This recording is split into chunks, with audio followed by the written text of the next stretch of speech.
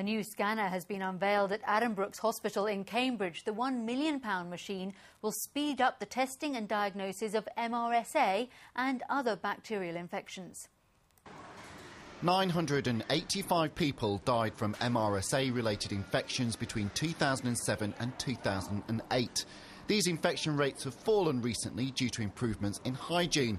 But this machine could help to cut deaths further by testing bacteria digitally and so speeding up the whole diagnosis process. Enable us to provide a better service for the patients by reducing the time to get results to them. This means that they can be isolated or treated if necessary, which will therefore reduce the spread around the hospital. The machine has effectively automated the testing procedure, and this is how it works. It transports dishes of jelly on which we grow bacteria between scientists and incubators, and it then takes photographs of those plates and transports the photographs back to our most experienced scientists, where they make the most difficult decisions about what bacteria are infecting this particular patient. This technology here will mean the lab will be able to deal with samples up to 20% quicker than it can at the moment. It currently deals with 400,000 samples every year, and they're hoping that may rise to more than 500,000. As well as helping to cut the diagnosis time and hopefully reducing infection rates, the Health Protection Agency hopes this technology could also save the NHS millions of pounds. Stuart Radcliffe, BBC Look East, Cambridge. The body of a woman has been found in Ipswich. A member of the public reported seeing the body in the river in Princes Street this afternoon. The emergency services were called and the body was later recovered near Stoke Bridge. A rail worker has been airlifted to hospital after being hit by an express train travelling from Stansted to Liverpool Street. It happened at Cheshire railway station. An inquiry has already begun. A driving test centre in Clacton that was threatened with closure may now stay open. Instructors said they were worried pupils wouldn't be able to afford to take lessons further afield if the centre closed. Learning to drive in Clacton, 17-year-old Max Mead is getting ready for his test. Like many teenagers, he finds lessons quite expensive. Local driving instructors say the future of the town's test centre is uncertain. If it closed, hundreds of learners would have to travel half an hour away to Colchester. You're going to have to double your lessons because you're going to have to get all the way up to Colchester. It's going to take an extra hour to get up there. It means you've got enough money. It's hard enough to pay for it as it is. It's extortionate. Around 140 tests a week are conducted in Clacton. Instructors say moving those to Colchester would mean even longer waiting lists. We're one of the most deprived areas in Tendring, and we're expecting our kids to fork out extra money to get to Colchester. We've also got high fuel prices, and I dare say some of us will actually go out of business. Nicely done, Max. Well done. Earlier in the week, they held a protest. They say the DSA's had nearly 2 years to find a new premises. They say they've not had any official word about relocation.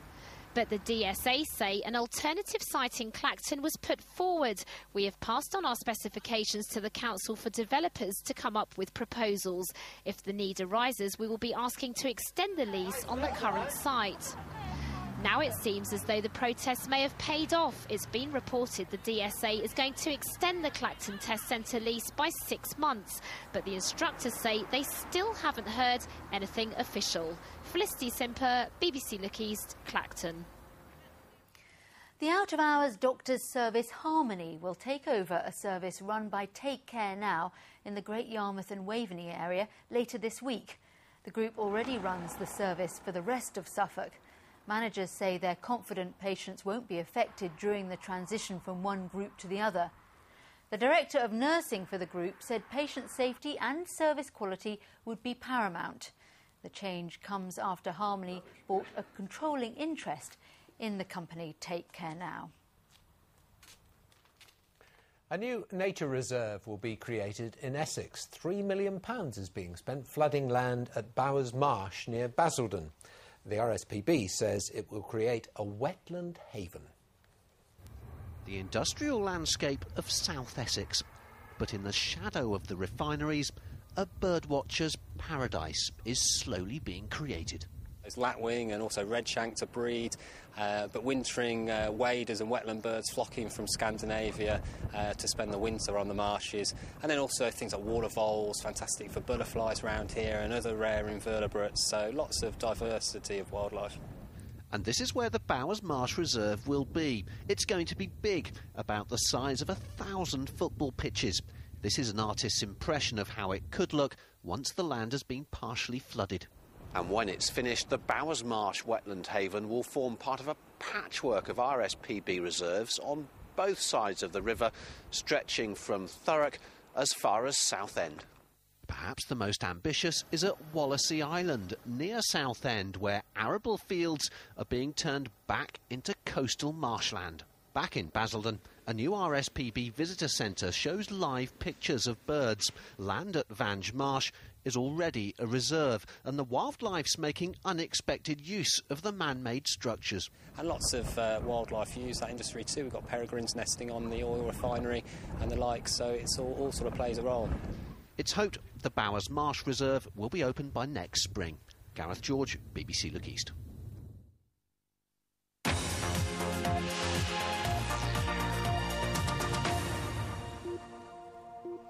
An 18-year-old from Cambridgeshire has become an ambassador for a national charity which helped to save her life. Abby Baker had anorexia. At one stage, she weighed just 6 stone and was admitted to hospital. Now she's hoping to become a nurse. That means we have £298 and 37p. Abby Baker's latest blogs on the parachute jump for those who were there for her when her life turned upside down. I was about 13. I can't even describe, what it does. I mean, you just don't listen to anything anyone says. It just doesn't, nothing clicks in your head. It's just that, and it just becomes your world.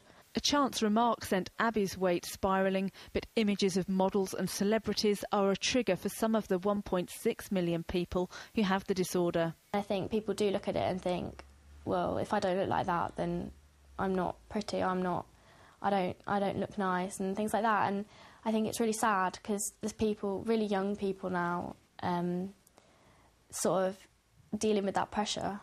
Treatment was a long process and it's still not over. Her illness was threatening family life.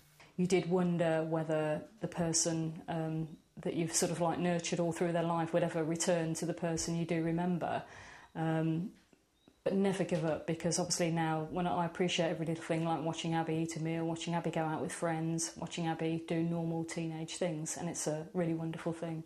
Now Abby is a national spokesperson for the Beat charity based in Norwich. They don't like her to talk about her lowest weight, fearing it encourages others to compete. Instead, they focus on the positive. Abby has given such a fantastic example of how you can overcome this very serious condition and get on with your life. And by talking about it, she's helped inspire other people to take that road to recovery too. We're really proud of her. She's very brave. Now life for Abby is not just about food, but college and hopefully a career in nursing. Friends say she's an inspiration. It's so nice. I mean, it means the world to me.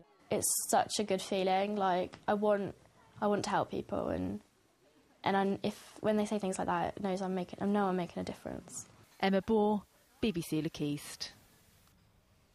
Now,